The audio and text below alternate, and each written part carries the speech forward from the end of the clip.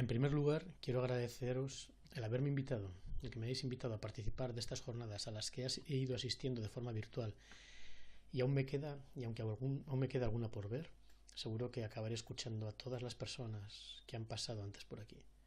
Lo cierto es que cuando se me plantea el tema, lo primero que pienso es que no debo ser yo quien hable de los retos para Cantabria, pues a pesar de estos 2 años de intenso trabajo,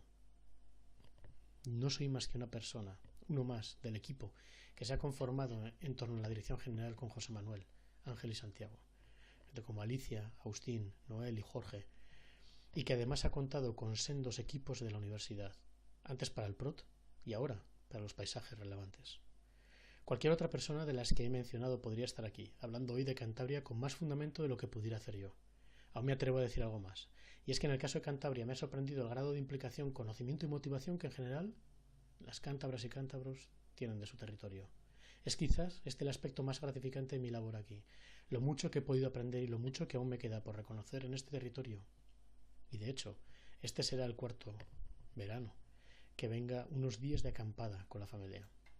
Dicho esto, no quiero engañar a nadie. Si es difícil concretar qué es la ordenación del territorio o el paisaje, más aún es hablar de un territorio que no es el propio. Por eso, he pensado que la mejor manera de pasar esta tarde, estas horas,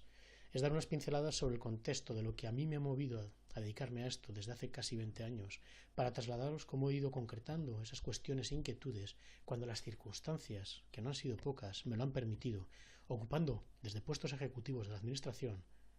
hasta consultoría independiente, o el mismo papel que a veces me ha tocado jugar de becario. Para finalizar con una reflexión abierta sobre cómo se debería abordar la gestión territorial en otro territorio, y por qué no en Cantabria, y en otro instrumento de planificación, y por qué no, el Plan Regional de Ordenación del Territorio de Cantabria. Creo que podemos afirmar, sin riesgo a equivocarnos, que todos estamos de acuerdo al hablar de ordenación y gestión del territorio. Estamos hablando en última instancia del bienestar de las personas, de la sociedad a lo largo del tiempo, en definitiva de nuestra propia supervivencia como especie. En este objeto debe residir la ordenación del territorio y urbanística como disciplinas que han evolucionado en los últimos años desde una visión condicionada del mundo, de un mundo heredado de la revolución industrial, en el que el bienestar se asociaba con desarrollo y el desarrollo con crecimiento ilimitado, basándonos en la quimera de la existencia de una energía barata y sin límites, y en la ilusión de que la tecnología siempre nos daría respuesta y alternativas a los diferentes escenarios a los que como especie nos hemos enfrentado. Especie la nuestra, cuya experiencia vital se resuelve en un binomio indisoluble de tiempo y espacio. Somos cultura y somos territorio, pero sobre todo somos seres sociales y somos seres ambientales. A lo largo de nuestra historia nos hemos ido integrando y adaptando al entorno, descifrando los valores y la potencialidad de cada lugar, pues de su comprensión, planificación, dependía en gran medida nuestro futuro, y al igual que el resto de los seres vivos, fuimos desarrollando nuestras estrategias vitales en un continuo equilibrio entre la supervivencia individual y el bienestar del grupo. En la actualidad, esta ambientalidad nos sitúa en una paradoja. Somos seres vivos, formamos parte del sistema, hasta ahí no hay ninguna duda, pero a su vez hemos alcanzado un nivel tecnológico que nos ha permitido desarrollarnos al margen del territorio que nos acoge. Ha habido varias revoluciones a lo largo de nuestra historia. La revolución de la agricultura, el neolítico hace 8.000 años, la revolución industrial hace 300 y la popularización del coche hace 60. Y los que estamos viendo en los últimos años, esa revolución tecnológica en la que nos encontramos. Nunca habíamos tenido la capacidad de captura de datos, gestión e información como la actual, pero tampoco habíamos estado tan desconectados. Estamos perdiendo la capacidad de observar, de entender lo propio de cada lugar. Sin embargo, aprendemos y aspiramos a aplicar formas de crecimiento ajenas, alejadas de nuestro patrimonio territorial, de nuestro patrimonio natural. Hemos olvidado nuestra escala. ¿Cuál es nuestro tiempo? En definitiva, ¿cuál es el lugar que ocupamos en el planeta, en el que no somos más que unos recién llegados, pero capaces de influir de forma disruptiva y no evolutiva en la transformación del sistema, en el que a lo largo de toda nuestra historia hemos construido y planificado prósperas ciudades y civilizaciones, que como Uruk y Ur han acabado desapareciendo, aunque nunca nadie antes lo previera? ¿Quién no dice que nuestra civilización actual, nuestra sociedad actual pueda acabar desapareciendo como aquellas? Habitamos un planeta aparentemente saturado, en el que nos alojamos más de 7.000 millones de habitantes, habiendo multiplicado por 10 la población en tan solo 50 años, con una proyección para el 2050 de unos 9.000 millones de habitantes, y aunque existe una deceleración en el ritmo de crecimiento, se prevé que llegarán a los 11.000 millones en el 2100, de los cuales cerca del 70% residirá en aglomeraciones urbanas, aglomeraciones de más de 500.000 habitantes, que son en definitiva grandes sumideros energéticos y fuente del 70% de las emisiones de CO2, que tan solo ocupan, por mucho que las agrandemos en esa imagen que estamos viendo en pantalla, un 2% de la superficie del planeta. Su construcción consume en la actualidad más del 40% de los recursos planetarios, el 12% del agua dulce y genera el 40% de los residuos sólidos. Y su población es consumidora del 75% del capital natural del planeta. Tenemos una huella ecológica insalvable. Cifras que reflejadas en este gráfico nos permiten percibir las tensiones y desequilibrios que existen a escala planetaria en la proyección del 2050. Transformamos el sistema del que dependemos, frágil y finito, en el que nos hemos convertido en una suerte, como diría Melania, de telenómadas y cibernícolas, que pensamos de forma individual, pero las consecuencias de nuestras acciones son globales, en el que todo el planeta es la propia despensa, y en el que todo momento se ha de poder disponer de cualquier bien por alejado y desestacionado que esté. Tenemos derecho a alcanzar cualquier cosa que exista o nos hagan llegar. No deja de ser un poco absurdo. De este modo, como si no perteneciéramos a él, obviamos las reglas de funcionamiento del ecosistema mundial, potenciando la competencia de los territorios, en detrimento del desarrollo de relaciones que favorecen la evolución simbiótica entre especies, o de modelos organizativos alternativos que podrían aproximarse al equilibrio de Nash. Esta forma de organizar y vertebrar la sociedad y de explotar el patrimonio territorial se resume en la metáfora depredador-presa, para ejemplificar la tendencia de ordenar el territorio con núcleos tractores, capitales, poblaciones, recursos y áreas de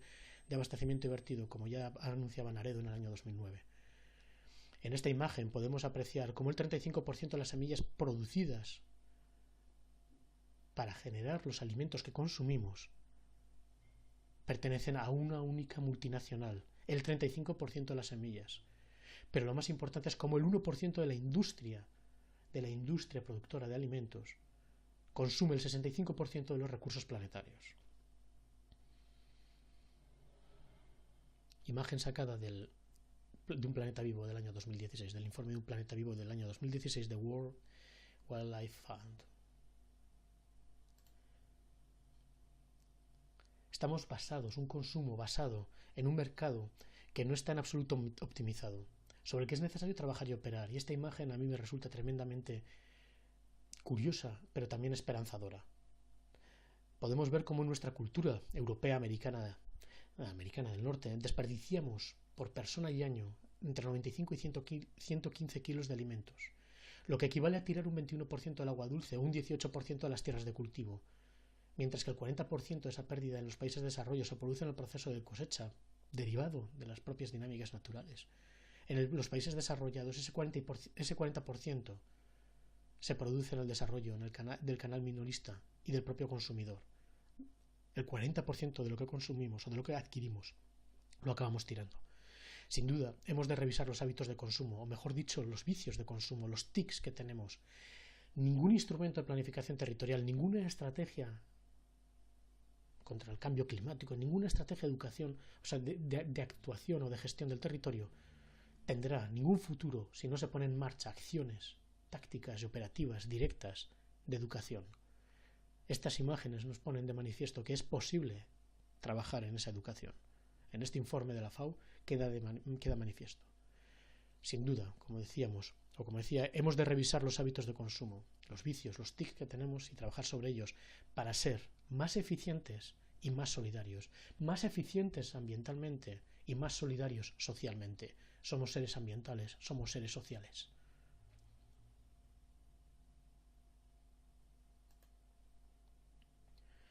La cantidad de tics que tenemos en la sociedad actual. Como decía, convertidos en telenómadas. La cantidad de tics y gestos simples que hacemos en nuestros hogares, en nuestras casas, en nuestros lugares de trabajo. Un ejercicio simple de mínimo esfuerzo que pone en funcionamiento toda una logística, por ejemplo, cuando compramos algo a través de Internet, para la distribución de mercancías o la prestación de servicios. Cada vez que hacemos clic, estamos reclamando una infraestructura en el territorio, una infraestructura dura para que nos traigan ese producto desde el otro lado del planeta al lugar en el que estamos nosotros consumiéndolo, o pretendemos disfrutar de él o consumirlo. En un solo clic, mudo y sin mediar palabra, aislado y de forma anónima, sin tomar avión, coche, sin desplazarnos, sin relacionarnos, somos capaces de mover y consumir una burrada de energía. Tenemos que plantearnos qué es lo que ocurre y qué mecanismos se ponen en marcha para que las cosas funcionen con la normalidad, entre comillas, que hemos asumido en nuestra sociedad, en nuestra cultura. Y eso es lo curioso. Parece que lo normal es que podamos comunicarnos de forma instantánea, en cualquier momento y en cualquier lugar, ir de un lugar a otro, encender una bombilla, encender la televisión y que nos estén llegando mensajes y programaciones de todo el mundo, al hacer una simple llamada de teléfono, enviar un WhatsApp o cualquier gesto de los que tenemos, abrir el grifo todos los días en nuestras casas, que se ha convertido en un gesto como otro cualquiera, que podemos consumir hasta 200 litros diarios si ponemos la lavadora, lavavajillas, la bañera. Sin embargo, este planeta, de 7.000 millones de habitantes, más del 11% de la población no tienen acceso al agua potable,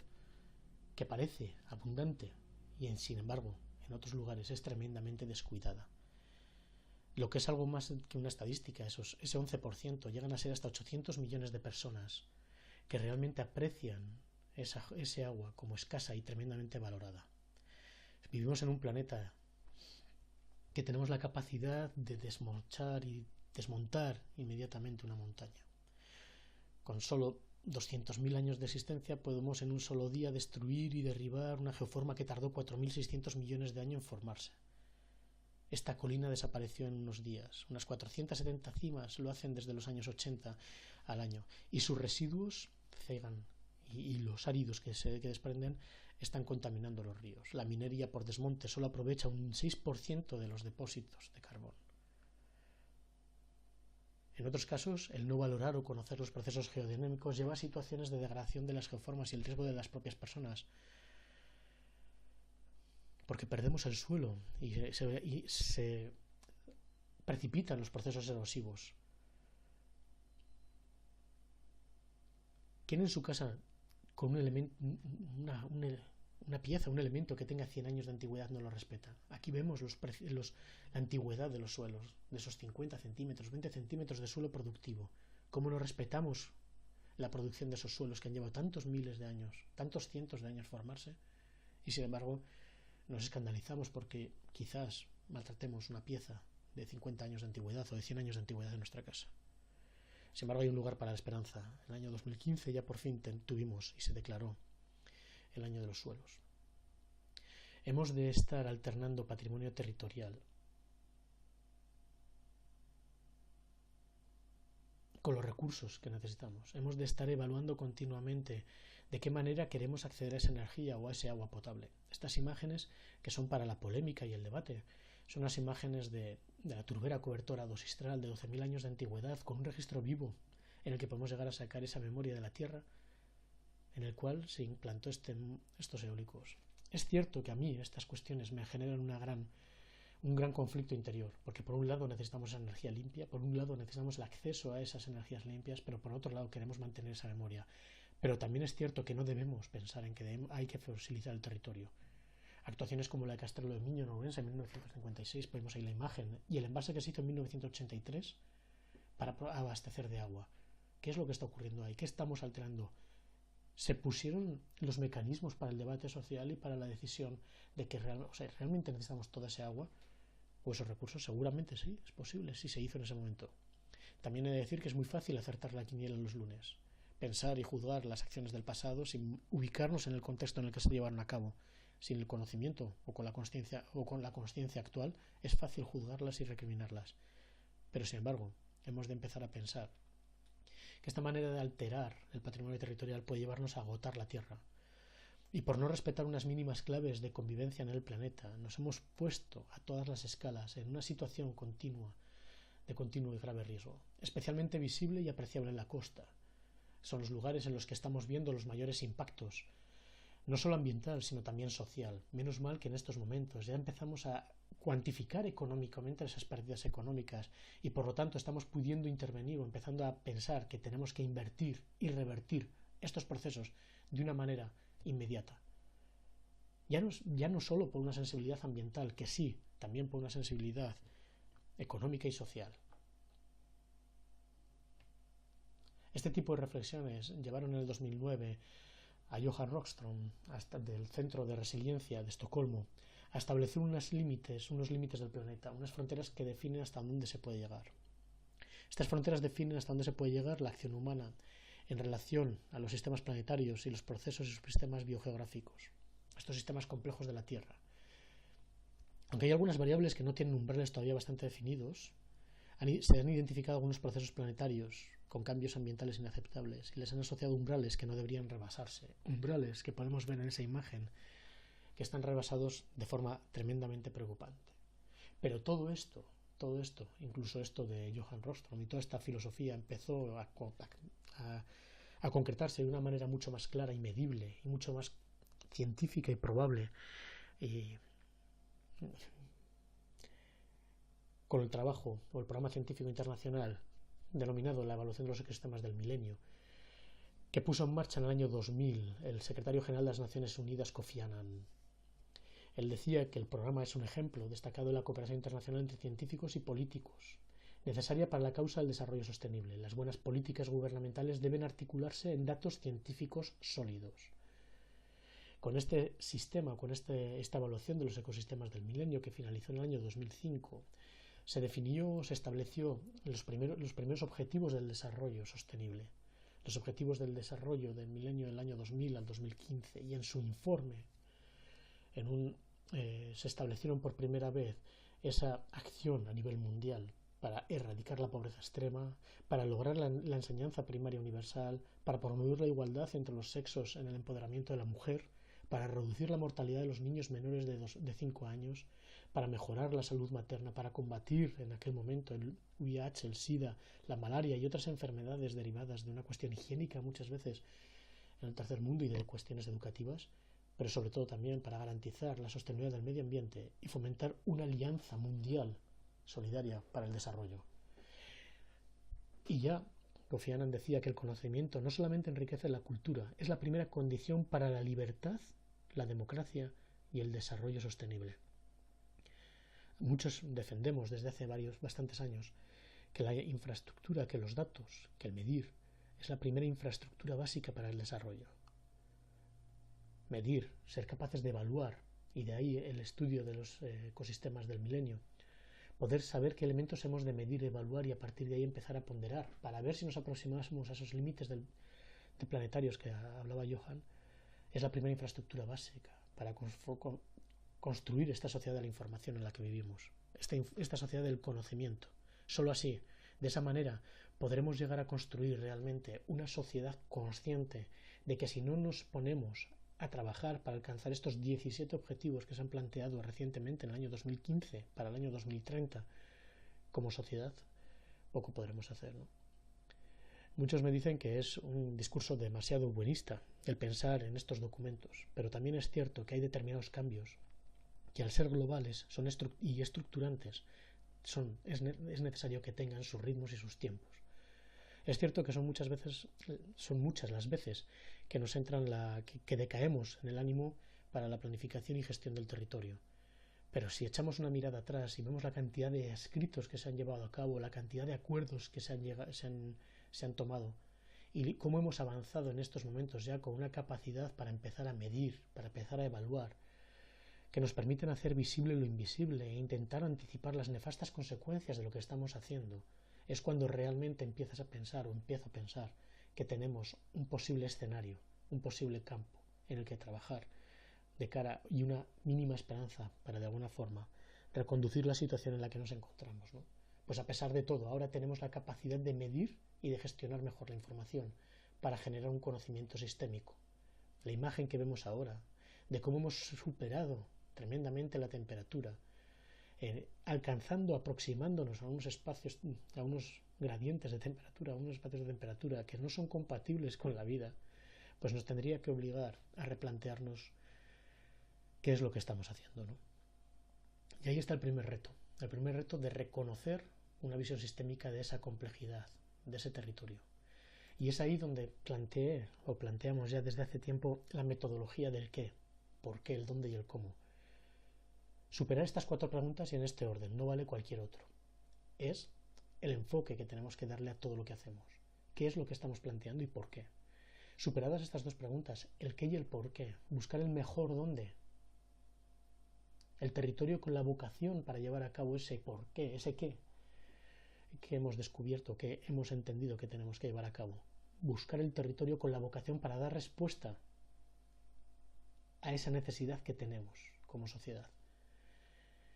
Y desde el punto de vista técnico, siendo necesario el qué y el por qué, y habiendo encontrado el territorio con el mejor dónde, en el territorio con la mejor vocación, para llevar a cabo esa actuación, entender cómo hemos de llevarla a cabo para hacerla de una forma integrada, ¿no? En este sentido, creo que es necesario un cambio de enfoque desde la convicción de que la gestión del territorio es una ciencia transdisciplinar que implica un reconocimiento y un análisis profundo sobre el territorio, que evoluciona de manera continua, de forma dinámica y evolutiva, con la acción de la sociedad y el paso del tiempo. Y en este sentido, siempre he defendido que implica la revisión del método y hemos de recuperarnos para el territorio y la sociedad como narradores, como guía de viaje, como cartógrafos, que realzamos los valores, que confrontamos la razón con la intuición o la intuición con la razón en un ejercicio continuo de expresión y recreación o creación. Hemos de estar buscando y descifrando cuáles son los elementos estructurales del territorio y cuáles son los texturales, no solamente ahora en un análisis descriptivo, sino en un trabajo analítico hacia el pasado. Así pues, el bosquejo que podemos llegar a dibujar para los años venideros está limitado, entre otras razones, por la complejidad del sistema territorial y la velocidad de los cambios. Hemos de ser capaces de leerlos.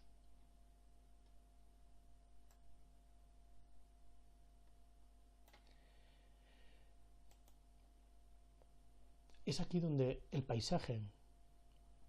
de alguna manera, surge como una herramienta y una reflexión que, desde mi punto de vista, puso en crisis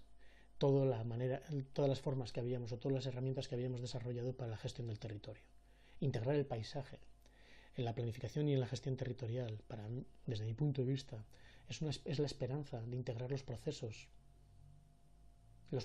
y las relaciones que se dan entre los elementos que construyen el territorio. No en vano el paisaje es el espejo que refleja la sociedad que lo habita, que lo ha vivido y cómo en él se ha o no integrado en el pasado. La comprensión de cómo es el paisaje que hemos recibido y la planificación es, desde mi punto de vista, única garantía de futuro, pues en las huellas de lo que haya habido podemos entender cómo las sociedades y las culturas que se han ido implantando en ese territorio han ido interactuando con esa dinámica natural. La complejidad en la definición que tenemos con el paisaje es que dice que surge de la mirada, que nace de la mirada,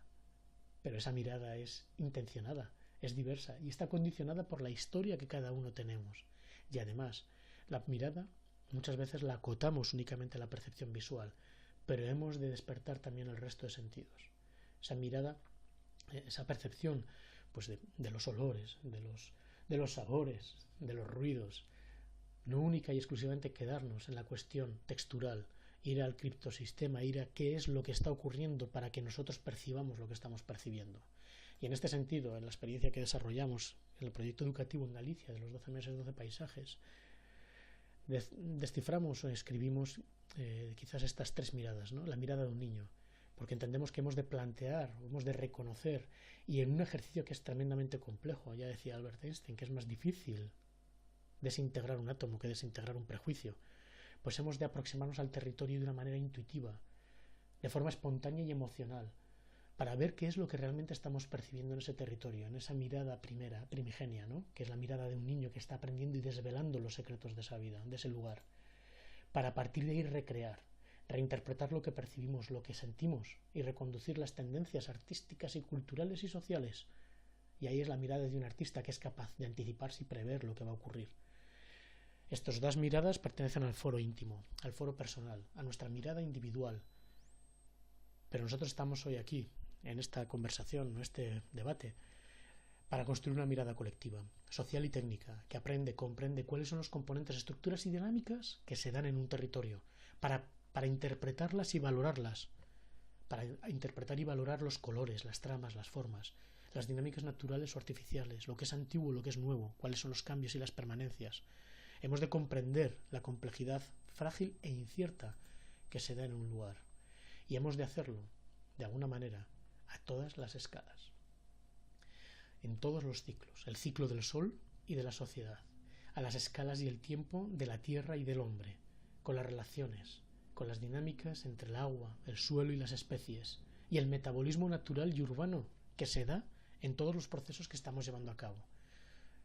Recuerdo cuando llegué a ocupar algún puesto de responsabilidad en lo que es la ordenación y planificación del territorio, me preguntaron qué era eso de la ordenación del territorio, y siempre contesté lo mismo: es gestionar la incertidumbre, es gestionar, teniendo unos objetivos a largo plazo, a medio y largo plazo, gestionar la incertidumbre para ir poniendo continuamente los medios para que todo eso, esos objetivos se alcanzaran. Todos alguna vez hemos sembrado algo, y en esa vocación que tengo de agricultor o agricultor frustrado que soy, cuando sembramos algo y vemos que lo sembramos con la esperanza de conseguir unos objetivos, simplemente disfrutar de la visión de una planta, o disfrutar o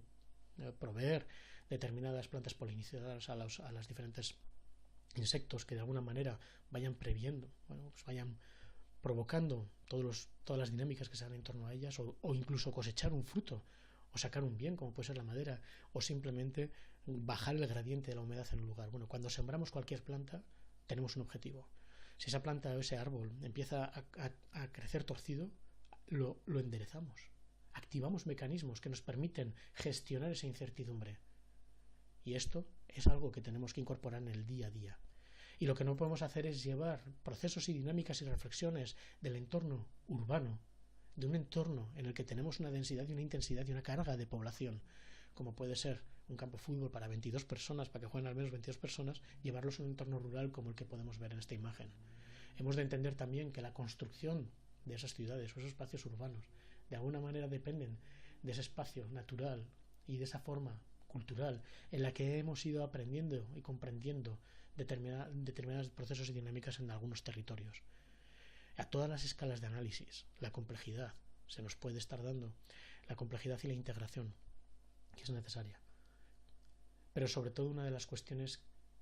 más claves o críticas en estos momentos, y es de acuerdo a los servicios, a la evaluación de los servicios ecosistémicos, entender que de alguna manera esa matriz biofísica, ese espacio natural, ese espacio rural, que desde la urbanística tradicional es el espacio residual, es el no urbanizable,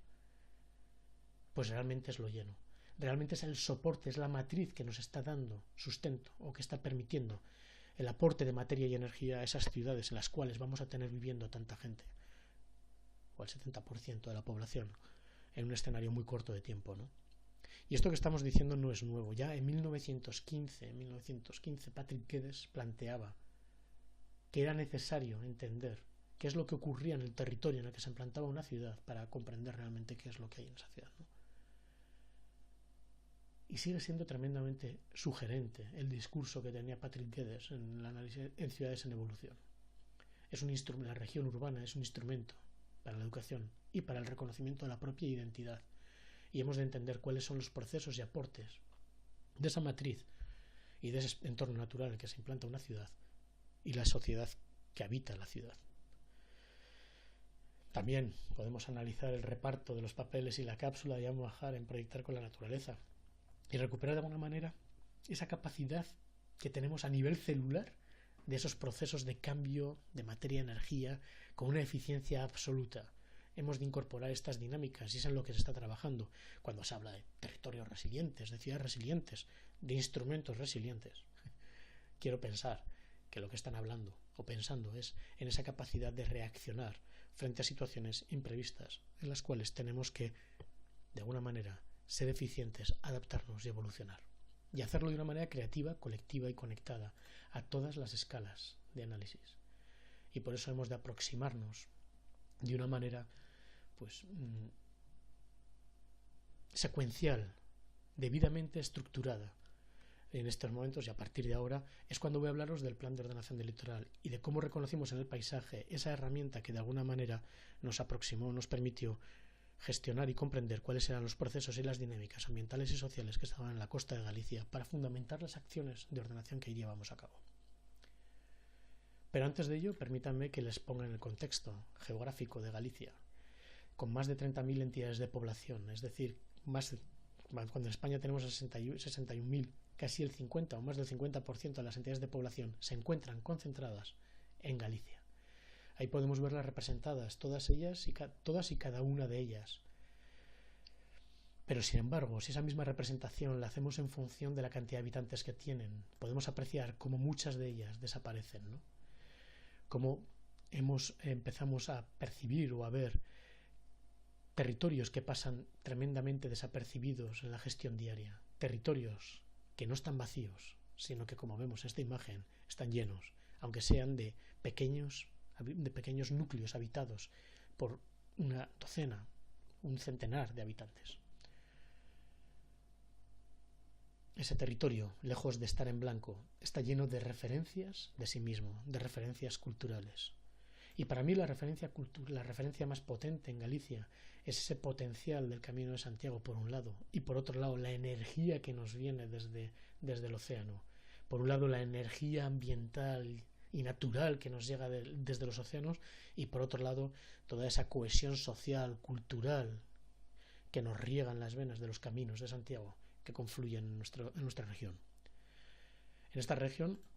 en el contexto de la costa, nos encontramos 1.300.000 habitantes. De los 2.700.000 habitantes que hay en Galicia, en la costa gallega, hay un 3% de todos los que hay en España y un 46% de los habitantes de Galicia. Y de los asentamientos, un 6% de todos los asentamientos de España y un 12% de los de Galicia. Y el primer reto, de alguna manera, al que nos enfrentamos fue reconocer cuál era esa costa. 2.555 kilómetros de costa a la escala que cartografiamos el litoral. 2.555 de costa, frente a los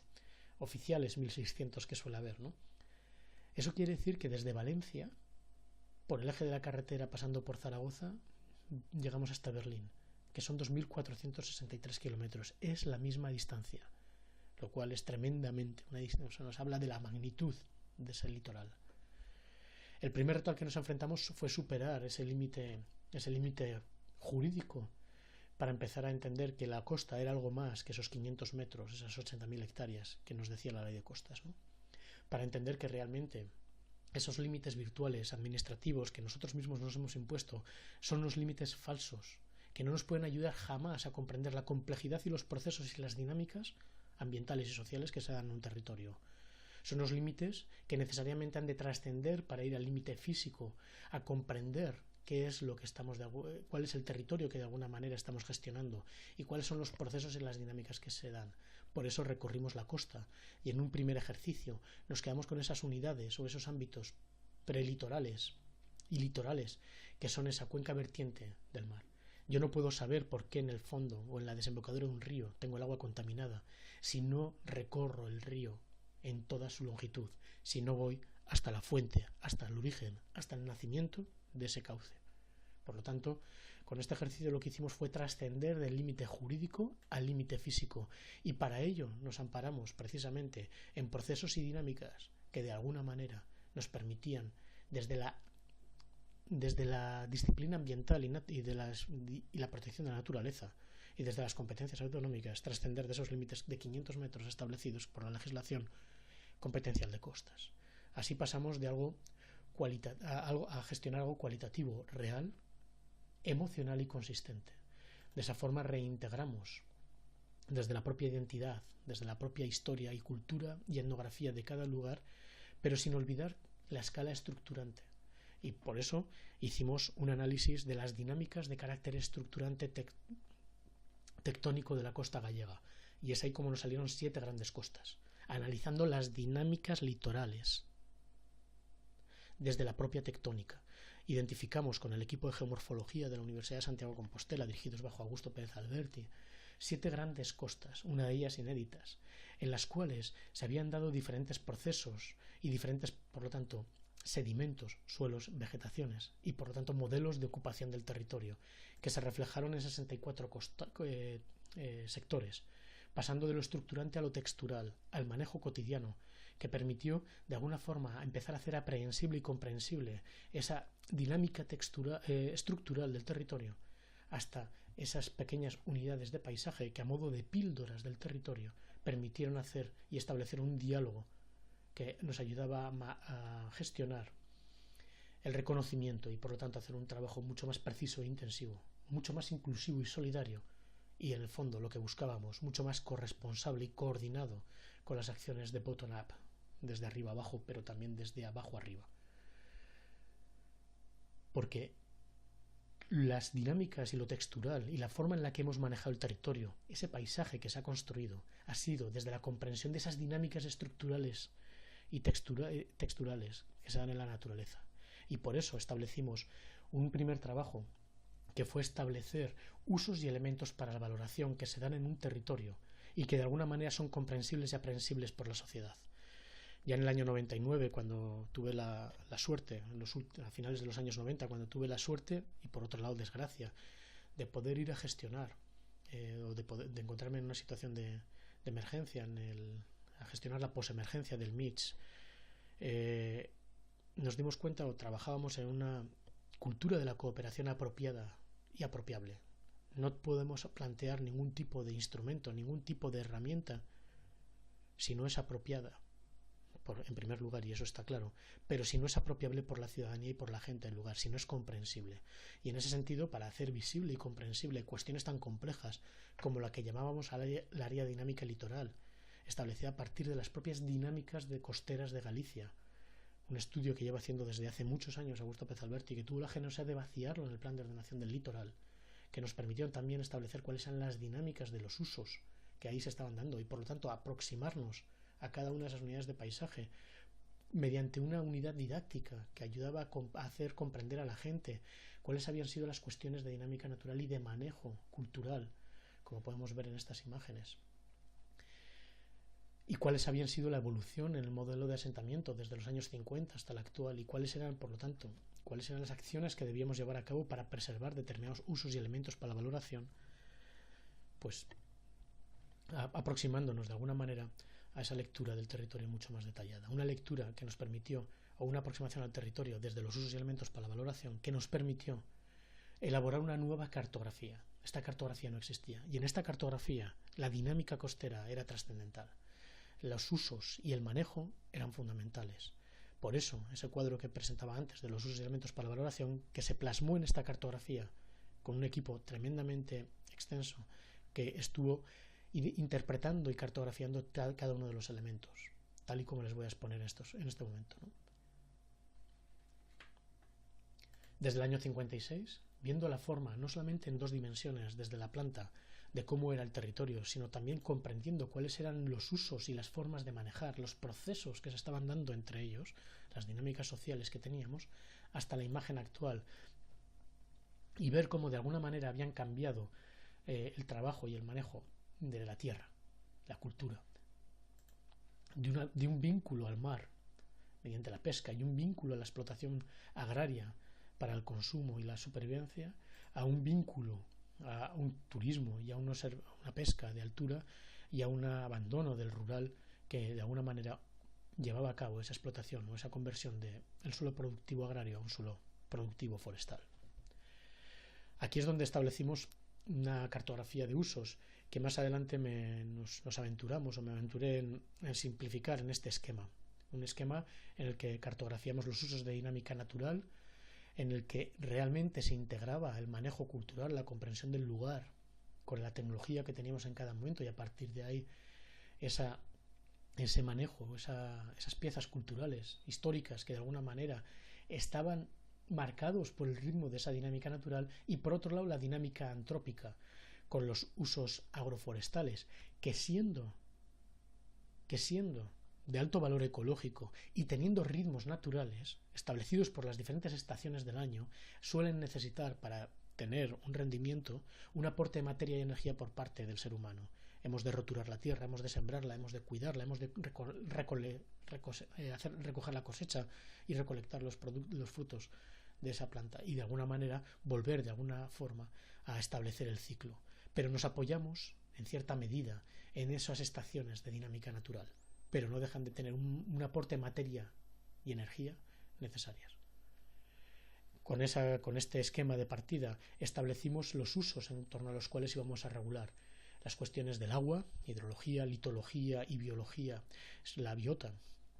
que de alguna manera teníamos que proteger y preservar, pues no podíamos influir o debíamos evitar influir en ella. Y todos estos de dinámica natural, incluso lo cultural histórico que hemos recibido, son elementos para la protección intensiva y activa.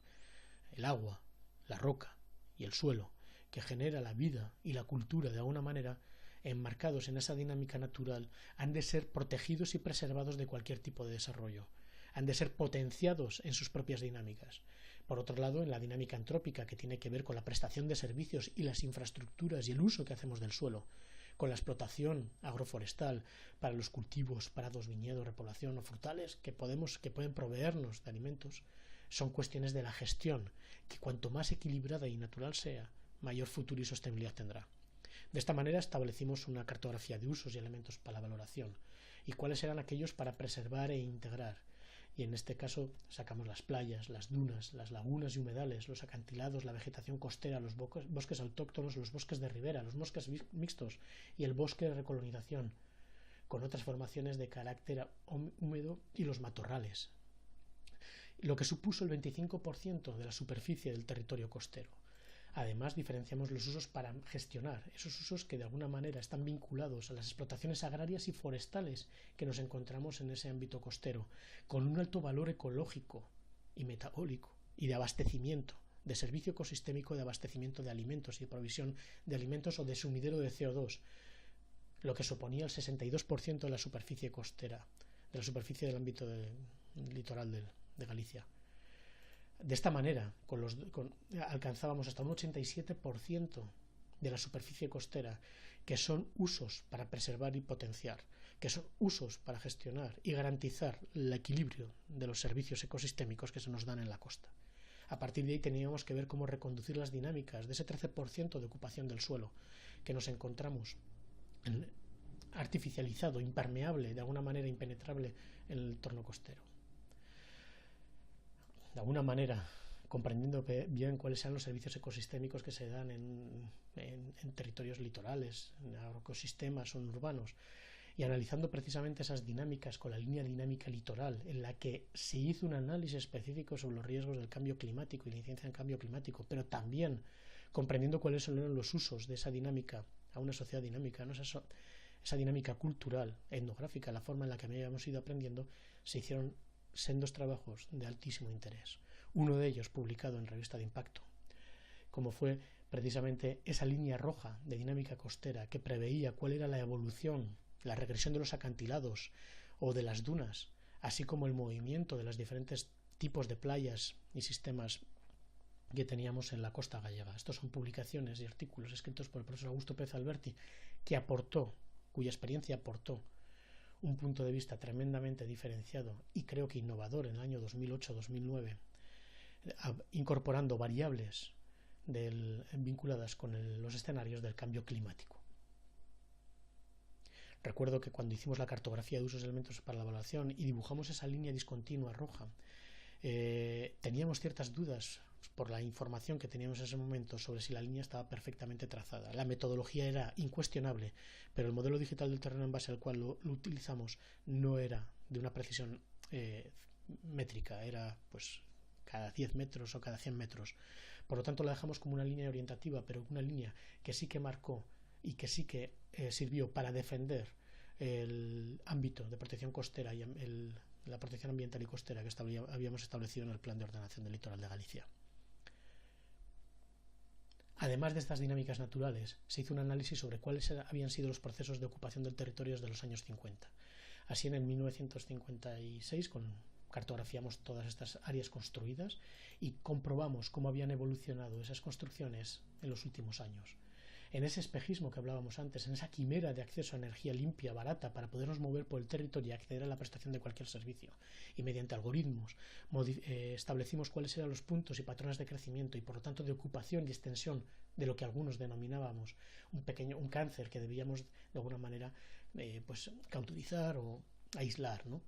Los mecanismos para aislar esa expansión sin límites fueron precisamente reconociendo cuáles habían sido los procesos de ocupación del territorio, y la cartografía de usos y elementos para la valoración diferenciaba los asentamientos fundacionales en marrón oscuro de los crecimientos periféricos que de alguna manera aún tenían cierto equilibrio en cuanto al crecimiento, que son estos beige, a ese otro crecimiento de agregado urbano disperso e insostenible, que son todas las construcciones negras que pueden apreciar en esta imagen.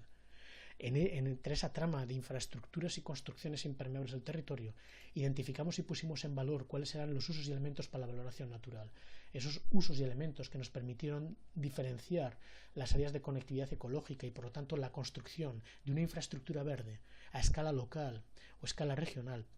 que conectaba con la que en paralelo se estaban definiendo en las directrices de ordenación del territorio. Junto con esa infraestructura verde que de alguna manera hablaba de preservar y darle conectividad ecológica y por lo tanto mejorar la capacidad de regeneración de los ecosistemas y por lo tanto la resiliencia del propio territorio, incorporamos esas cuestiones culturales, esas cuestiones de referencia, esos espacios de interés como pueden ser, y esto sí que es una de las pocas referencias, una de las referencias que hay del Plan del Litoral de Cantabria, esos espacios de energía al relieve. Y aunque no utilizamos la misma mecánica para hacer su cálculo, sí que de alguna manera nos inspiramos en esa necesidad de tener referencias e hitos que mantuvieran de alguna manera o preservaran esa identidad, ¿no? Y de esa forma incorporamos a los espacios de interés cuáles eran los taxones, esos puntos de interés geomorfológico, esos espacios de interés paisajístico o la protección de ladera. La protección de ladera importante para cuestiones de seguridad y resiliencia de las comunidades que ahí se implantan. Pero sin olvidarnos, por supuesto, la forma en la que habíamos ido colonizando y culturizando el territorio. 1061 sitios arqueológicos, 97 BICs, 3.289 elementos etnográficos, 185 industrias, 70 faros y 745 puntos de observación que nos ayudaron de alguna manera a comprender cuáles eran los elementos que teníamos que preservar para dar esa cohesión y ese respeto a la cultura y al lugar, a las gentes de cada uno de los lugares. Un respeto y una comprensión de cómo se ha ido implantando una sociedad en cualquier punto, ¿no? También identificamos 181 puntos o asentamientos singulares, núcleos de identidad litoral que de alguna manera eran ejemplos a seguir. No solamente había que poner de manifiesto cuáles eran las zonas de riesgo, sino también establecer cuáles eran los espacios o los núcleos que teníamos que preservar y potenciar. Entre ellos, por ejemplo, teníamos Mestaca de Bares. Esta imagen, que es espacio natural, es un ámbito de todo espacio natural incorporado en espacio natural. Nos podemos encontrar una ladera sur, un puerto refugio, uno de los puertos más antiguos que están en funcionamiento, en el que ninguna de las piezas por separado, salvo la propia escollera del puerto, son en sí mismo piezas tremendamente significativas, pero que tiene una armonía y un equilibrio que, quitando la pieza jurídicamente o legalmente bien implantada de la actuación en el propio puerto, esa pista deportiva, quitando esa pieza, todas las demás tienen una integración y un equilibrio envidiable. El plan de ordenación del litoral decía que sí, que este ámbito puede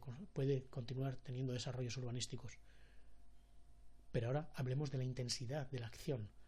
Puede seguir teniendo desarrollos urbanísticos y desarrollos de ese núcleo, conforme a lo venido haciendo a lo largo de toda la historia de la humanidad.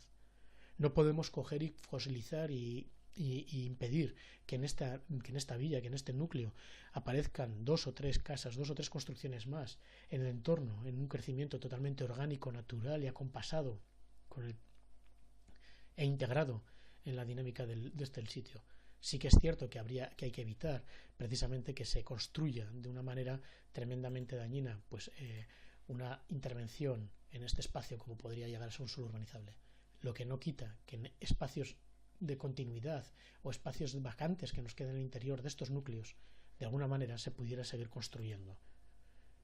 Esta misma filosofía también se ha incorporado en el análisis que se ha hecho en el Plan Regional de Ordenación del Territorio en Cantabria, ¿no? También es cierto que de la misma manera que en los anteriores casos no debemos fosilizarlos, no debemos caer en la ingenuidad de pensar que espacios como estos son espacios absolutamente naturales porque no están reconocidos como suelos de núcleo rural o suelo urbano. Si desde el urbanismo no reconocemos cuáles han sido los procesos y las dinámicas y nos dedicamos simplemente a decir que eso es un suelo rústico y que todas las construcciones que hay ahí son ilegales, no estaremos interviniendo debidamente en cuáles son los procesos y las dinámicas de ocupación de ese territorio. Y será como cambiar el punto de vista o girar la cabeza y no poner la atención para tratar de no ver la herida o no ver la extensión de un posible tumor o un posible cáncer, ¿no? Hemos de operar y para ello pusimos mecanismos como la elaboración de unos planes especiales para la recualificación de estas áreas. La recualificación de las áreas, que quiere decir el establecer una serie de estrategias bien para la eficiencia ambiental o bien para la cohesión social. Esos dos objetivos que de alguna manera marcamos tanto en las directrices de ordenación del territorio como en el plan de ordenación del litoral. De esta forma es como establecimos esta cartografía que al principio les enseñaba. Si aprecian, podemos ver las construcciones con ese diferente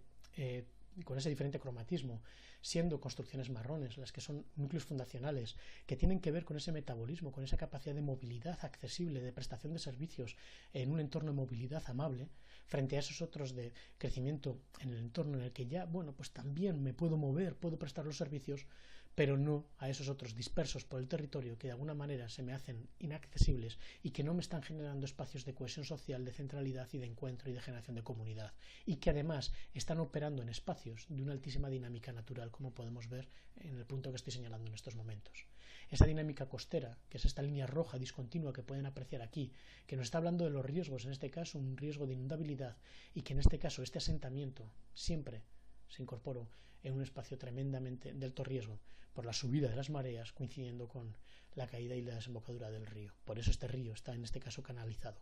Si nos encontramos con que desarrollemos aquí gran cantidad de suelos urbanizables e impedimos que este sistema funcione, esta línea de dinámica costera, que es la línea en la que entendemos que van a evolucionar estos sistemas dunares, podemos ver ahí una zona de trasduna y aquí este sistema arenal que de alguna manera está preservado con un conjunto de construcciones implantadas sobre ella, ¿no? Podemos ver cómo en esta zona se prevé una regresión de los acantilados hasta esta línea roja, y en las zonas de las dinámicas de estos sistemas de duna, estas flechas, estos sistemas de duna playa, pues como de alguna manera tenemos que preservar de la ocupación del territorio todo lo que de la línea roja hay hacia delante, precisamente por ese contexto de cambio climático. En esta cartografía de usos y elementos para la valoración se estableció esa regulación que hablábamos, natural y antrópica. Y en la cartografía están significados de esta manera: natural, en este espacio, y antrópica. Y dentro de la antrópica tenemos las cuestiones culturales que de alguna manera se fueron implantando debidamente conforme a ese esquema yin-yang que les enseñé y que les expuse anteriormente, ¿no? Todos los usos y elementos culturales que de alguna manera pertenecen y están reconocidos en el territorio, todas estas cuestiones agroforestales que tienen que ver con los cultivos y el manejo, todas las cuestiones de servicios, infraestructuras y usos que de alguna forma nos encontramos en él. Todo este trabajo técnico, todo este trabajo cartográfico, todo este trabajo de alguna manera, me atrevo a llamar, y no me duele prendas decir que ha sido absolutamente intuitivo y ha sido como una gran deriva. No vale de nada si no se fundamenta, desde luego, en un articulado tremendamente sólido. Para eso contamos con el apoyo de Ángel Méndez y Dolores Méndez, haciendo unos trabajos fantásticos desde el punto de vista jurídico, pero tampoco valen de nada si no lo apoyamos en una reflexión. Este es mi legado, hijo. Te dejo las playas y los valles, los campos y los pueblos con sus gentes. Te dejo dunas, ríos y acantilados. Recuerda que nada de esto es tuyo. Cuida lo mejor de lo que yo lo he hecho. Respétalo, protégelo. Y cuando te vayas, deja a tus hijos un lugar del que te sientas orgulloso. También dejo instrucciones, no las ignores. Son tan buenas como necesarias. Quizá todavía estés a tiempo de aprender de mis errores. Tienes suerte, hijo. Con el tiempo comprenderás que has heredado una fortuna. Esas imágenes que veíamos con ese poema, esa voz en off contando y dando ese mensaje a las sociedades futuras, de alguna manera está fundamentado en datos y mediciones que iban apareciendo sobreimpresas en la imagen que estábamos viendo, ¿no? Creo que emocional y técnico ha de ser algo que debamos estar continuamente incorporando en nuestros documentos, ¿no? Ya para concluir el plan de ordenación del litoral, un resumen, ¿no? Esas áreas continuas que de alguna manera identificamos, que tienen mucho que a muchos de ustedes les van a resultar familiares, que son precisamente esas áreas que, pues, esa área de protección costera, protección ambiental, que es la zona de protección costera y protección intermareal, que es una zona en la que de alguna manera no podemos intervenir, tremendamente frágil, sensible y que necesitamos preservar, y que está delimitada con esa línea de dinámica costera y de usos vinculados precisamente a esa dinámica litoral, con esa línea discontinua que inicialmente cartografiamos y con esas vegetaciones, que esa vegetación y esos ecosistemas vinculados directamente a la costa o al mar. Luego un área de mejora ambiental y paisajística construida desde los asentamientos tradicionales y en la vertebración del territorio hasta esa primera línea en la que de alguna manera tampoco podemos actuar salvo para mejorar ambiental y paisajísticamente lo que ahí está ocurriendo, y de ahí ese nombre de mejora ambiental y paisajística. Y finalmente el resto del territorio costero de esa primera cuenca vertiente al mar, en el que es la zona de ordenación, esa zona de ordenación que no quiere decir que ahí pueda haber desarrollos urbanísticos como inicialmente se nos criticó en el plan de ordenación del litoral, sino que son unas zonas sometidas a las ordenaciones sectoriales que de alguna manera transdisciplinar han de verter sus procesos y sus decisiones en ese espacio, ¿no? Pero atendiendo a la fragilidad ambiental y paisajística de esta primera franja y atendiendo a la especificidad ambiental, costera e intermareal que se nos da en esa primera franja marcada en verde, ¿no? De esta manera tenemos un 46% de la superficie entre el amarillo y el verde que nos están recogiendo todo el territorio que vamos a preservar, ¿no?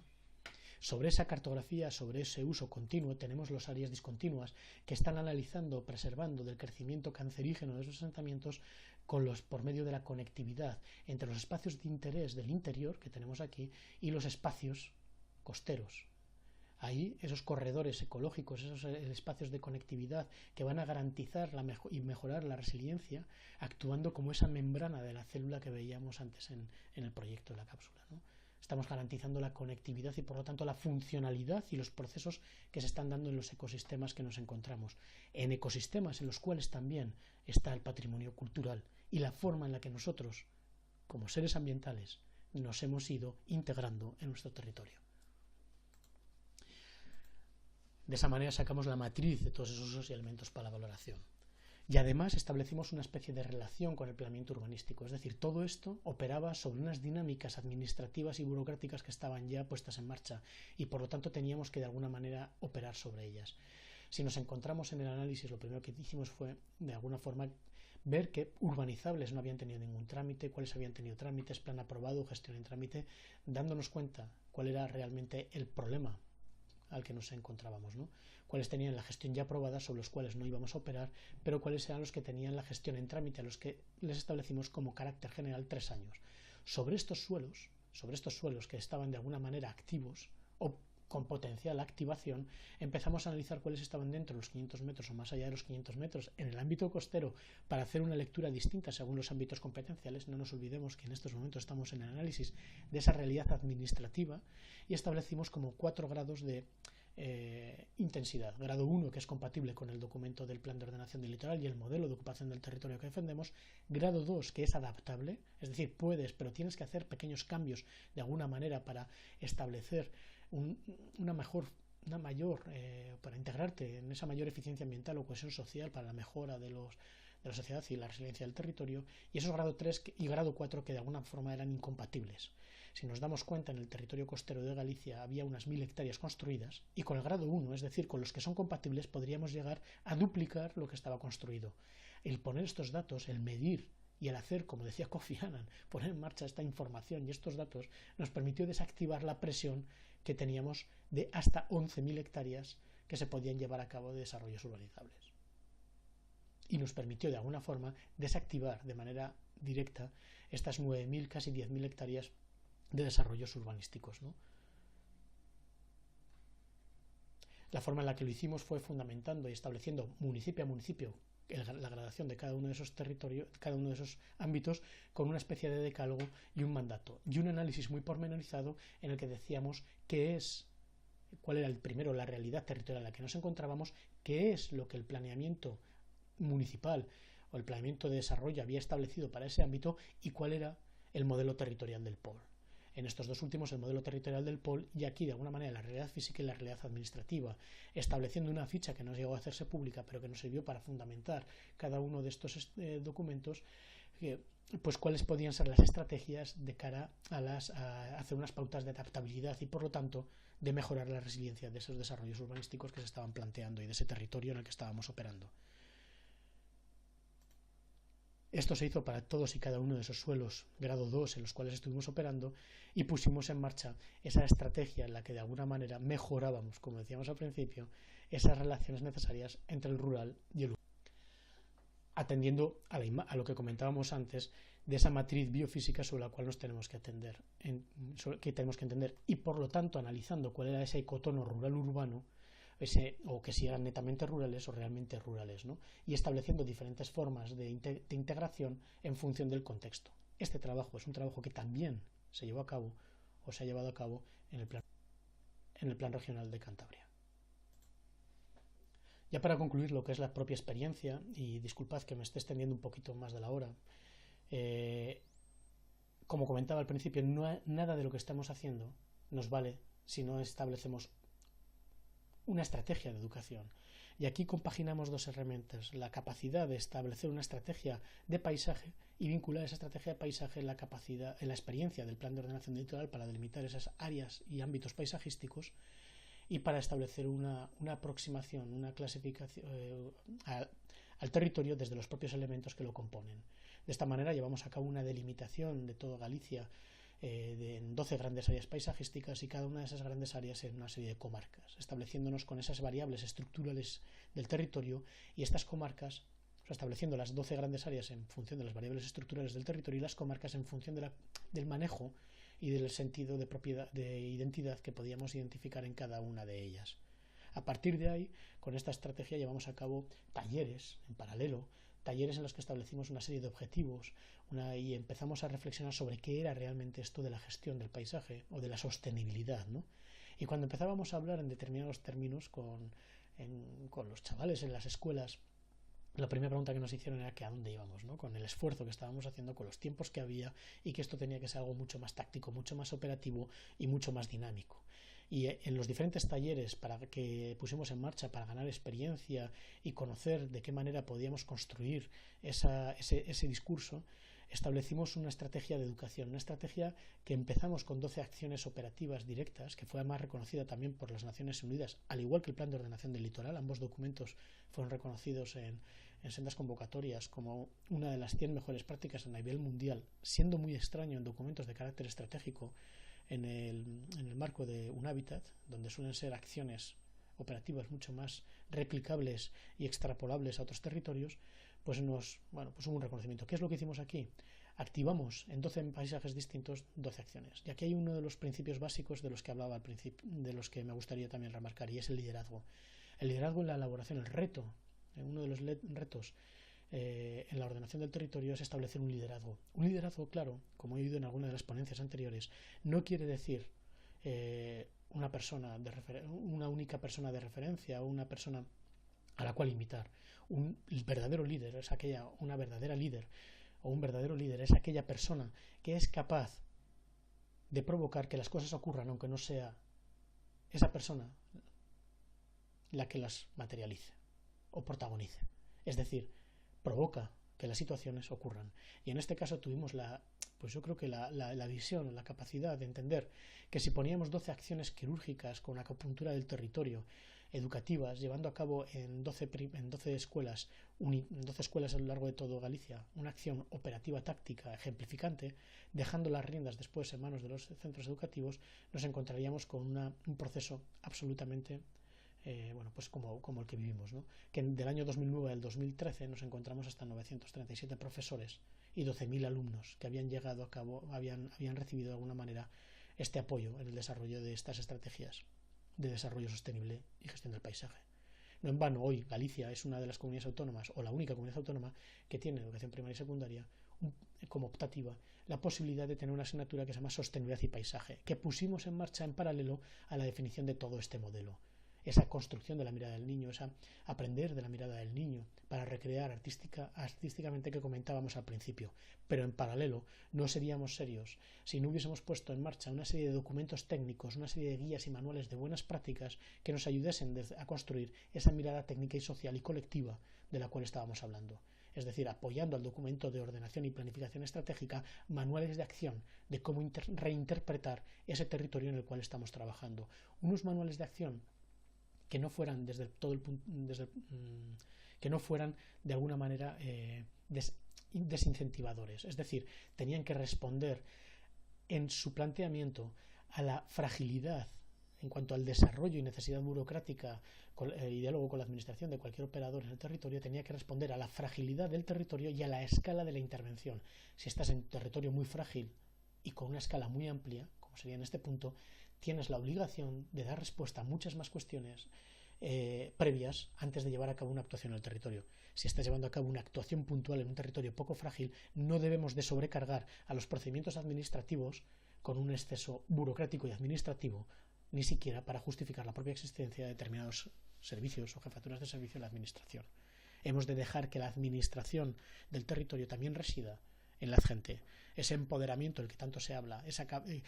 que es, al fin y al cabo, permitir que la gente siga haciendo bien las cosas como la ha venido haciendo, y en todo caso, si estamos cambiando la forma de entender esa forma, la manera de actuar, educando y dando herramientas para que la gente pueda seguir trabajando y no necesariamente estemos continuamente fiscalizándole. Con esa filosofía es con la que se planteó la Estrategia Gallega de Paisaje del año 2012 al 2014 y desde 2014 al 2016. Posteriormente, en el año 2015, yo ya no tuve las responsabilidades, y ustedes pueden consultar lo que se hizo a continuación en todos estos documentos que les dejo aquí como referencia y que en estos momentos prefiero ahorrarme el comentar. En todo caso, nosotros planteamos la necesidad de establecer una identificación de los elementos, tanto estructurales y texturales, para entender que estos condicionan y estos caracterizan, que estos son más estáticos y más estructurales y vertebradores, pero que son tremendamente condicionantes, y estos de alguna manera son los sobre los que hemos de operar de una manera mucho más directa. Y hemos de evitar, con la acción textural de manejo, articulación, poblamiento y propiedad, mediante nuestros usos, interferir en estos otros del relieve, del suelo, del agua y del clima.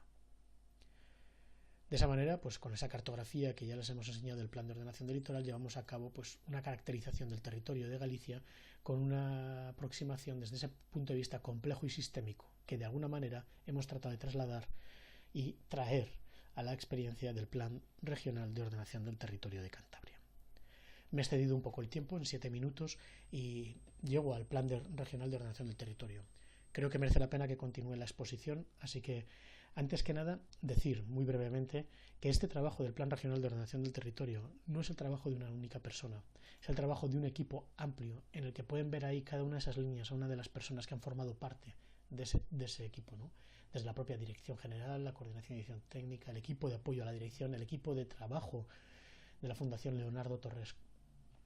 Quevedo de la Universidad de Cantabria, el equipo de trabajo específico para el cambio climático del Instituto de Hidráulica de Cantabria, el equipo de trabajo de especialistas en patrimonio natural para los servicios ecosistémicos y la conectividad ecológica, el equipo del Departamento también de Ciencias de la Tierra, de la Física, y luego patrimonio cultural, paisaje, urbanismo, ambiental. Bueno, además del equipo específico para la participación, que consiguió la implicación de todas estas entidades que ven aquí. Estas entidades ya no es una línea por cada una de ellas, sino que en cada línea podemos tener 3 o 4 entidades diferentes. Todas ellas han aportado información, conocimiento y sobre todo han vaciado su experiencia y su ilusión de cómo ha de ser ese modelo territorial que se define en Cantabria. Y todo eso ha quedado recogido en un documento que se ha estructurado de la siguiente manera. Desde la aprobación inicial, desde el documento, de avance hasta el documento que se ha elaborado para su aprobación inicial, se ha estructurado en un documento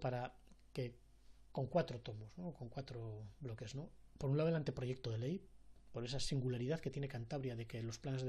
este tipo de planes de ordenación territorial son ley, han de ser establecidos por ley, en los cuales tenemos cuestiones tan tan genéricas como las disposiciones generales con objeto, finalidad y ámbito, pero también tenemos todas esas cuestiones vinculadas al desarrollo del plan, a lo que es la ordenación de los desarrollos urbanísticos, a la gestión y seguimiento, entendiendo que tenemos que hacer documentos dinámicos, integradores y que de alguna manera se vayan adaptando, y a todas las disposiciones que de alguna forma tenemos que incorporar para su gestión e integración con los documentos posteriores que se van a llevar a cabo. Esa ley, ese anteproyecto de ley, esa propuesta de ley, pone sobre la mesa también un plan que se compone de una memoria con un análisis de diagnóstico territorial, una ordenación y una serie de anexos que apoyan los estudios de esa memoria, y la normativa en la que se concreta esa memoria de ordenación. La normativa, que son las determinaciones con diferentes grados de vinculación, que de alguna manera van a justificar y establecer las reglas de juego sobre las cuales tenemos que operar. Y además una cartografía diferenciada en dos. Una cartografía que define el modelo territorial sobre el que vamos a operar y la gestión territorial. Y sobre esto luego remarcaré o estableceré un tema de bastante interés, ¿no? Además del anteproyecto de la ley, del plan, tenemos el estudio ambiental estratégico y el catálogo de cabañas y elementos singulares del patrimonio pasiego, que de alguna manera es un ejemplo y un documento que, a raíz de la participación que tuvimos en la zona, se ha puesto y se ha incorporado en el documento que estamos elaborando. Los principios básicos del plan se basan en los mismos que les he presentado anteriormente, en esa búsqueda de la eficiencia ambiental y en esa búsqueda de la cohesión social. Para cada una, dentro de esos dos grandes ejes, se establecen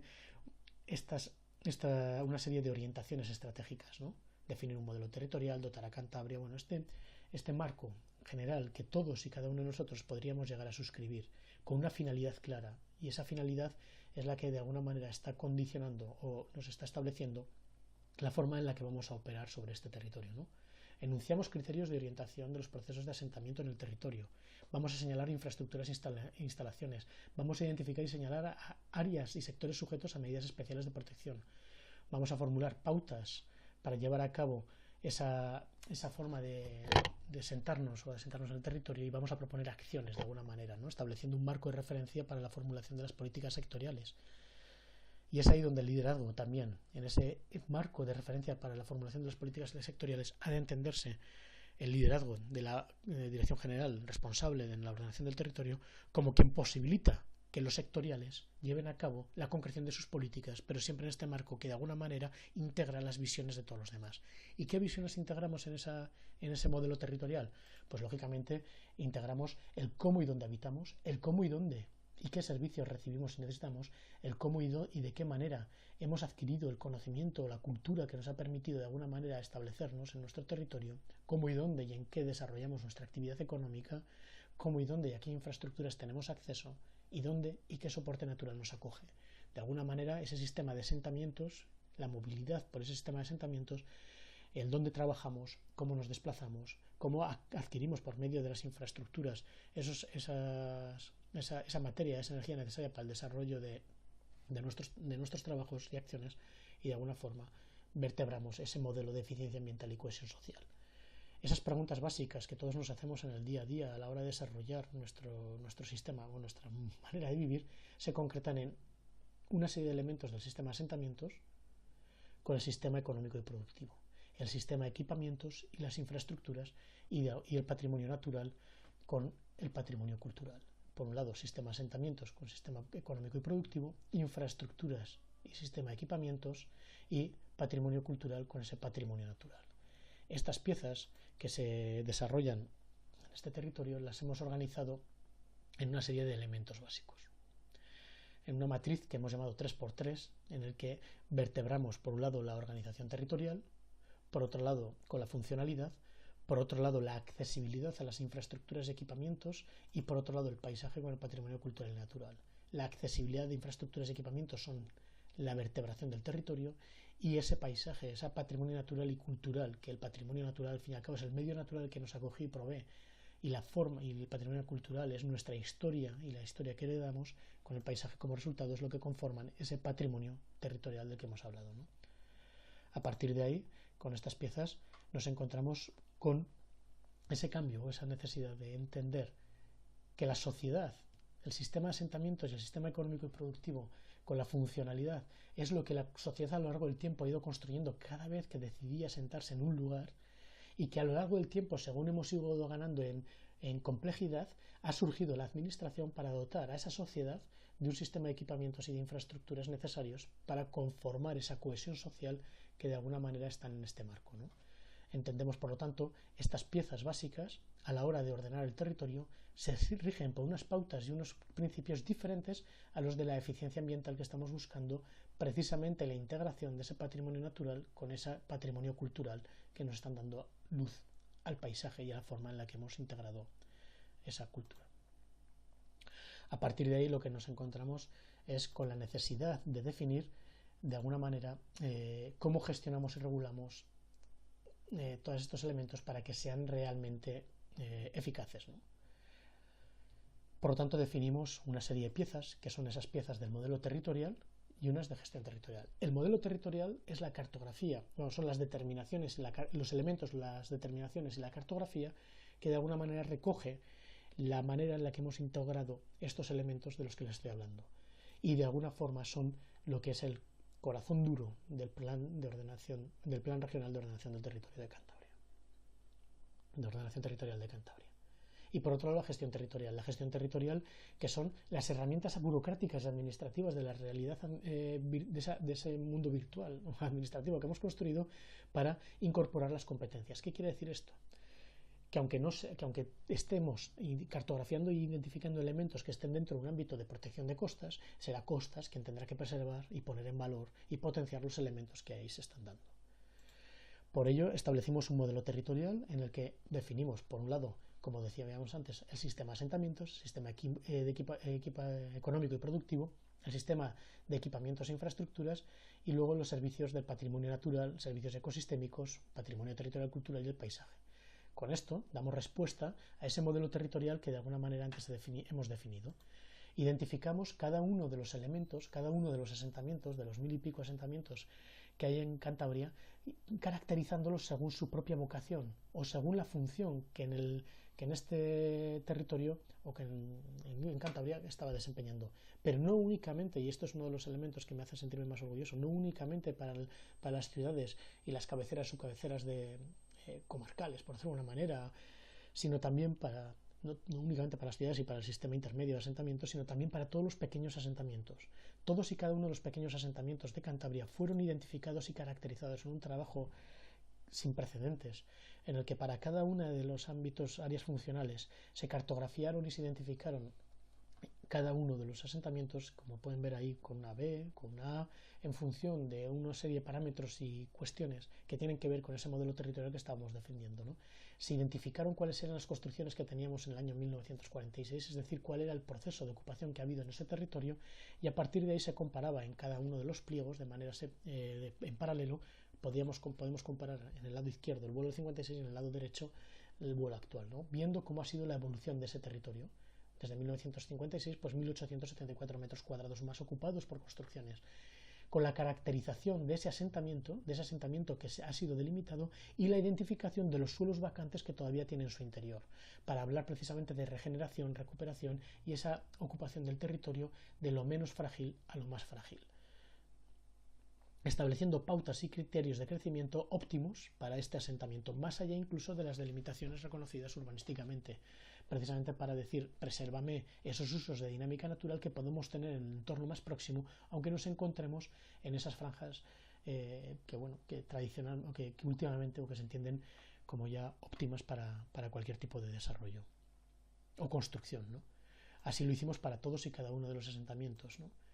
Lo cual es un trabajo que es inédito y que no he conocido hasta ahora ningún instrumento de esta escala que haya llegado a este grado de detalle. El reconocimiento de esa cultura, de ese sistema de asentamiento, el reconocimiento diferenciado de cada uno de las poblaciones o pequeños asentamientos que existen en Cantabria, desde el más remoto hasta el de mayor población, ¿no? Como puede ser Santander. A partir de ahí también, pues el sistema de equipamientos e infraestructuras en los cuales se establecen cuáles los nuevos modelos, los sistemas de conectividad funcional con el exterior y las dotaciones y equipamientos que deben de existir en cada una de las áreas funcionales, que es el cuadro que pueden ver aquí, ¿no? Por cada una de las subáreas funcionales se establece en dónde se ha de poner acento para cada uno de los servicios básicos que se han identificado. Así en rojo se identifican en dónde hemos de poner mayor atención, en naranja las que se deberían de mejorar, en rojo las que debemos de ejecutar o hacer o buscar una forma de llevar a cabo la prestación de ese servicio, en naranja las que han de mejorar y la en verde las existentes. Como se ve en el caso de Cantabria, pues nos encontramos diferentes situaciones a lo largo de esa costa, a lo largo del territorio, perdón. Y después, si la siguiente pieza, que es una pieza trascendental y para mí una de las más significativas e importantes, uno de los trabajos más detallados que se ha hecho aquí y de la cual pues daría para hablar otras ponencias diferenciadas, que es la infraestructura verde, la infraestructura verde y los servicios ecosistémicos. Se ha hecho una infraestructura verde con un grado de detalle que tampoco lo hay en ninguna otra región de España. Un grado de detalle y una responsabilidad tremenda, atendiendo a los servicios ecosistémicos, a aquella evaluación que les presentaba, que puso en marcha Kofi Annan, y aquella filosofía de servicios de abastecimiento, servicio de abastecimiento de alimentos para todo lo que son pastizales, zonas de prados y pastizal, servicios de sumidero de carbono y servicios de fomento de la biodiversidad y de la conectividad, que podemos ver esto. Con ello se ha construido una nueva infraestructura a escala estructurante y vertebral que deberá de concretarse en la escala local con esos proyectos de la línea de los que anticipaban el Plan de Ordenación del Litoral, cuando bajemos el detalle y conozcamos de manera pormenorizada cuál ha sido el uso y manejo de un territorio, una pieza concreta, en un ecotono entre urbano y rural, ¿no? Así se han cartografiado pues todos los suelos, servicios ecosistémicos de provisión de alimentos para pastos y praderas, para servicios de sumidero de CO2 y para las zonas de fomento de la biodiversidad y de la conectividad, atendiendo cada uno de ellos y sumando cada uno de ellos en función de si son conectores de cordal, conectores de valle, conectores litorales o zonas núcleo de alto interés que tenemos que conectar entre ellas, para fomentar precisamente esa mejora y esa capacidad que tanto se habla ahora de la resiliencia del territorio, y sobre todo para preservar la funcionalidad de los ecosistemas y también la funcionalidad y la seguridad y el rigor y garantizar la seguridad de las personas. Sobre este patrimonio natural que hemos identificado desde ese punto de la biodiversidad, de la diversidad y de la funcionalidad de los servicios, se incorpora todo el patrimonio cultural y la forma que sea todo el patrimonio territorial cultural, que de alguna manera entendemos que son claves para empezar a buscar argumentos y reescribir relatos de cómo manejamos y utilizamos ese territorio, identificando las áreas de especial interés paisajístico y los paisajes relevantes, en una cartografía en la que también se han puesto de manifiesto pues la zona de la singularidad del territorio pasiego, porque es algo que realmente es identitario y referente, no solamente en Cantabria, sino fuera de Cantabria, y además ha sido tremendamente demandado por los pobladores y participantes de ese territorio, ¿no? La gestión territorial es precisamente esa otra capa en la cual tenemos que integrar con la política de paisaje, una política de paisaje que está siendo coherente en cuanto a las dinámicas, la cartografía e identificación de los usos y coberturas que hay en el territorio en cuanto a sus dinámicas, y que se está trabajando en paralelo mediante la elaboración de los paisajes relevantes y las directrices de paisaje, que en otra línea, pero integrada en esta filosofía, está llevando a cabo la Dirección General. Además de todo esto, un trabajo tremendamente interesante sobre los procesos activos y los riesgos naturales, el análisis de cuáles son las zonas afectadas por esas dinámicas de cambio climático, zonas de inundación o las zonas de susceptibilidad a movimientos de ladera o susceptibilidad a las subsidencias, que han sido cartografiadas e identificadas en su escala pertinente. Y además sobre esa otra escala de la planificación sectorial para la integración administrativa de las diferentes políticas, es decir, el modelo territorial y lo que los cántabros y cántabras finalmente, cuando este documento se apruebe, decidan preservar y poner en valor, tendrá que ser integrado en las diferentes políticas sectoriales, y este mapa lo que hace es recordar cuáles otras políticas o qué otras políticas sectoriales están operando en ese territorio y que por lo tanto tendrán la corresponsabilidad de llevar a cabo el desarrollo de este plan, un desarrollo que será evaluado mediante un plan de gestión y seguimiento y de coordinación en todas las escalas de trabajo, en el que cada uno de los sistemas, de cada uno de los asentamientos y cada uno de los elementos que han sido identificados juegan un papel y tienen un papel que desempeñar en el diálogo para la definición de ese modelo o la concreción de ese modelo de una manera directa y clara. No quería concluir sin hablar de los aspectos transversales que se han dado aquí, como han sido el cambio climático,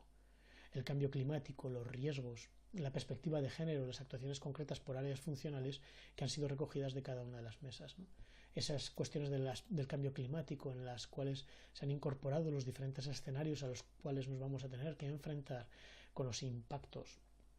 tanto sobre las cuestiones socioeconómicas, sobre los impactos previsibles sobre el medio natural o sobre el medio físico, ¿no? Con el nivel de certidumbre de cada una de las atribuciones en un trabajo sin precedentes que ha hecho el Instituto de Hidráulica, ¿no? En este trabajo se han analizado tanto la agricultura, ganadería, recursos energéticos y diferentes escenarios en los que nos podemos llegar a encontrar. Les animo a que lo analicen y lo estudien y que realmente entren a ver cuáles son esas conclusiones que se establecen para cada uno de los medios que de alguna forma se han cartografiado e identificado, ¿no? O los efectos del cambio climático sobre la inundación costera y fluvial derivadas de esas dinámicas costeras, para a partir de ahí empezar a establecer esos proyectos o esas actuaciones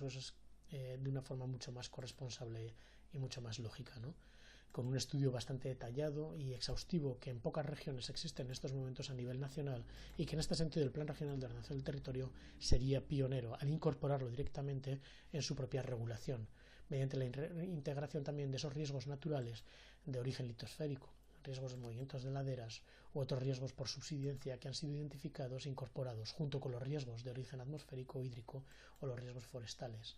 más los riesgos antrópicos y tecnológicos, en coordinación con las direcciones generales de Protección Civil. Con un cuadro resumen final de los riesgos asociados al cambio climático y qué tipo de consecuencias previsibles podemos llegar a ver. Todo esto es parte de la motivación que se ha incorporado para establecer y justificar cómo hemos llevado a cabo la regulación. Una regulación que no solamente ha tenido que ver esas dinámicas naturales, sino también esa cohesión social, incorporando la perspectiva de género en la regulación de los equipamientos, usos públicos, el transporte y desplazamientos, y la seguridad o el desarrollo rural y la gobernanza, participación y liderazgo. No quería terminar, y ya casi concluyo, sin hablar por encima de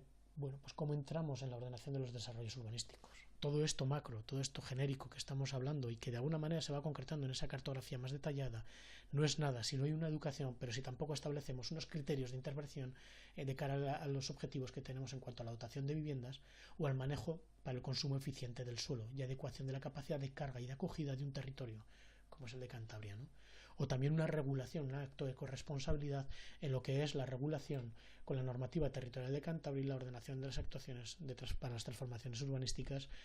que nos podemos encontrar en ese desarrollo del modelo territorial de los municipios. Un plan regional de ordenación territorial, un plan estratégico,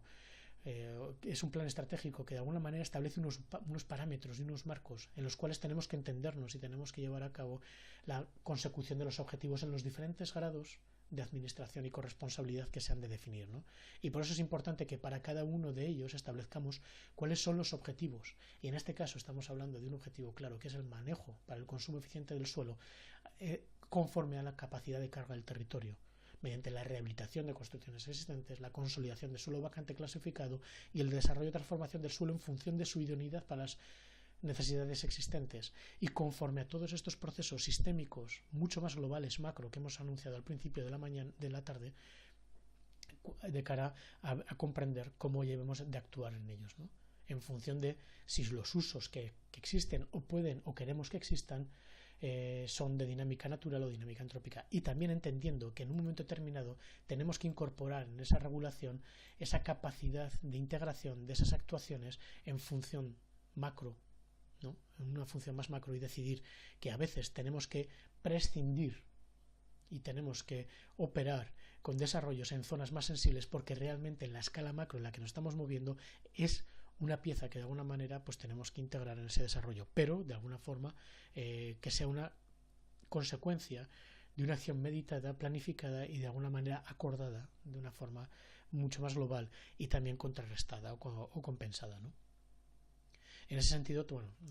en otro sentido, la relación administrativa con otros documentos de ordenación del territorio, pues entre ellos el Plan de Ordenación del Litoral, lógicamente se incorpora una reflexión de cómo encajan estas dos figuras a la hora de llevar a cabo esa actuación, para coordinarnos pues incluso no solamente con el Plan de Ordenación del Litoral, sino con algunas cuestiones de las que ya estaban incorporadas en las propias NUR o en la ordenación